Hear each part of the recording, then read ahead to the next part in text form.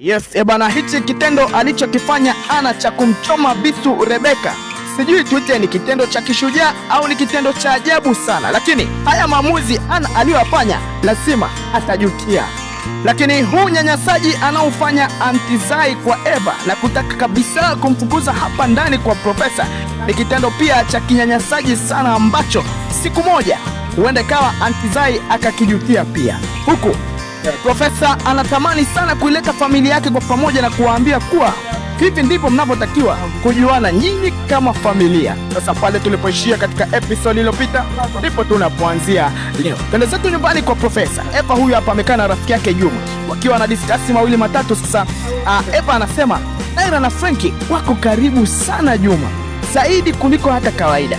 Alafu kingine, Naira amebadilika sana ndugu yangu, au uone. Lakini Juma anaguna tu huku Eva anazidi kuongezea kwamba uone hata sisi wenyewe katubadilikia vibaya mno. Hilo nalo Juma analiona kwa namna moja ama nyingine kwamba ni kweli Naira amebadilika, tena amebadilikia na urafiki umekufa kabisa, kwa sababu yeye yuko karibu sana pamoja na Frankie. Sasa twende huku ndani kwa Profesa. Huyu hapa amekaa pamoja na familia yake Billy, huyu hapa akiwa anaonekana. Sasa Profesa anasema huu ndio ukweli na mnatakiwa familia kujuana.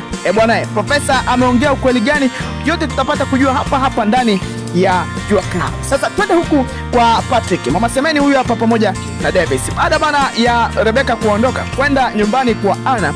Sasa Mama Semeni huyu hapa anasema hebu mpigie Ana kwanza, ataenda kuvuruga yule msichana.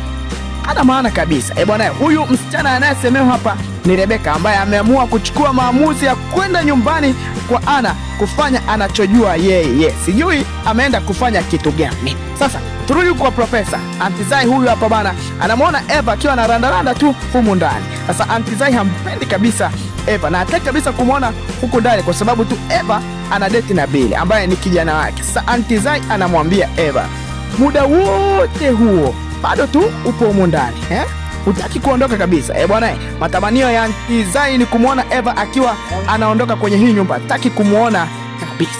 Sasa tuachane huko, twende huku kwenye kizaazaa nyumbani kwa Ana. Rebeka huyu hapo bana ametia keni, lakini kitu cha ajabu ninachokiona ni kwamba Ana ameshikilia kisu. Rebeka amechoka, yuko hoi. Hapa ni kwamba amechezea kipigo mbaya mbovu, ameingia kwenye moto ambao sio wa kawaida kabisa, moto wa mapenzi. Sasa Ana akiwa ameshikilia kisu anamshika vizuri Rebeka kama anachinja kuku vile. Anachokiona kizuri ambacho anafaa kukichoma ni tumbo la Rebeka. Anakula kisu cha kwanza bila wasiwasi, anahamaki tu, haamini kinachotokea, lakini anakula na kisu cha pili. Hali ya Rebeka inabaki kuwa hoi kabisa, sijui atafanya nini. Ana amefanya maamuzi mabaya sana ambayo huenda ikawa siku moja atajutia. Ashukuru Mungu labda Rebeka apone, la sivyo huyu naye tunampoteza. Hapa ni kubadilishana majengo tu, mmoja aende kaburini, mmoja aende jengo la serikali. Full episode.